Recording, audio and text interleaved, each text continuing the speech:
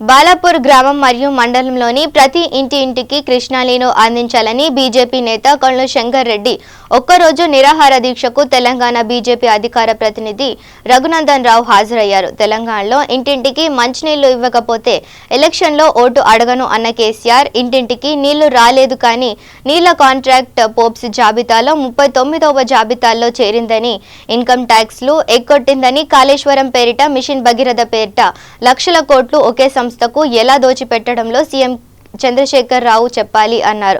అధికారంలోకి వచ్చిన 5 సంవత్సరాల తర్వాత కాంట్రాక్టర్ కి పోప్స్ జాబితాలో పేరు వస్తది కానీ తాగడానికి గరీబు వాళ్ళ ఇంటికి మంచినీరు రాలేదు అంటే కాంట్రాక్టర్లది తప్ప, ముఖ్యమంత్రిది తప్ప ప్రజలకు చెప్పాలి అని డిమాండ్ చేశారు. 5 సంవత్సరాలలో ఒకే కంపెనీకి లక్షల కోట్లు దోచిపెట్టిన సీఎం చంద్రశేఖర్ కి గన్ పార్క్ వద్ద శిక్షించే రోజు తొందరలోనే వస్తుంది అని తెలంగాణ బీజేపీ అధికార ప్రతినిధి రఘునందన్ అన్నారు.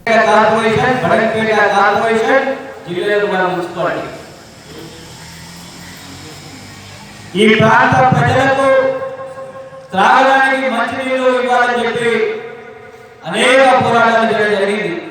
ఈనాడు చివరగా ఒక తీవ్రమైన ఉద్యమాన్ని తీవ్రం చేయడం కోసం ఈనాడు నిరసన దీక్షను మీ అందరి సహాయ సహకారాలతో ఆశీర్వాదంతో చేపట్టడం జరిగింది.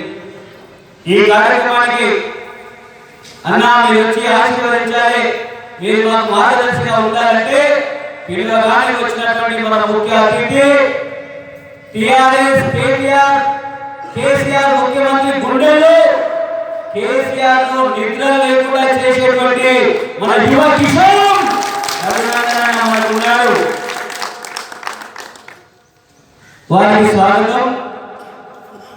రఘునందన్ ఒకసారి కాదు, ఉత్తర తెలంగాణ, దక్షిణ తెలంగాణ, యావత్ తెలంగాణలో రఘునందన్ పేరుంటే యువత అయినాడు.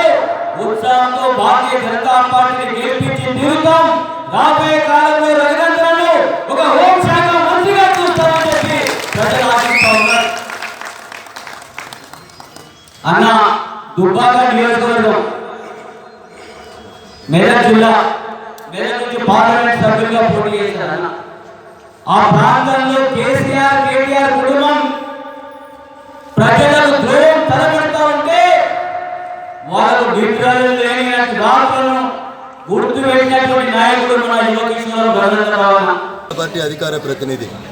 తెలంగాణలో ఇంటింటికి మంచినీళ్ళు ఇవ్వకపోతే ఓట్లు అడగనని చెప్పినటువంటి చంద్రశేఖర్ రావు గారు ఇంటింటికి నీళ్ళు అయితే రాలేదు కానీ నీళ్ళ కాంట్రాక్ట్ చేస్తున్నటువంటి కంపెనీ అయితే ఫోర్బ్స్ జాబితాలో 39వ స్థానానికి ఎదిగిందని, ఇన్కమ్ ట్యాక్సులు, ఈ ట్యాక్సులు, ఆ ట్యాక్సులు ఎగ్గొట్టిందని రైడ్లు జరుగుతూ ఉంటే ఆ వార్త బయటికి రాకుండా కాపాడాలని చెప్పి చూడడం నిజంగా దుర్మార్గం, బాధాకరం అని చెప్పి భారతీయ జనతా కూడా తనకు అనుకూలమైనటువంటి వార్తల్ని చూపించే రీతి లోపల శాసించడాన్ని భారతీయ జనతా పార్టీ తీవ్రంగా ఖండిస్తూ ఉంది.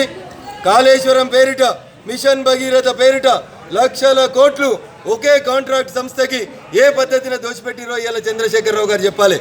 అధికారంలోకి వచ్చిన 5 సంవత్సరాల తర్వాత కాంట్రాక్టర్కి ఫోర్బ్స్ జాబితాలో పేరు వస్తుంది కానీ తాగేతందుకు గరీబోళ్ళకి ఇంటికి మంచినీళ్ళు రాలేదంటే కాంట్రాక్టర్ తప్ప, ముఖ్యమంత్రి గారు తప్ప ప్రజలకు చెప్పాలని చెప్పి ఈ సందర్భంగా డిమాండ్ చేస్తూ ఉన్నాం.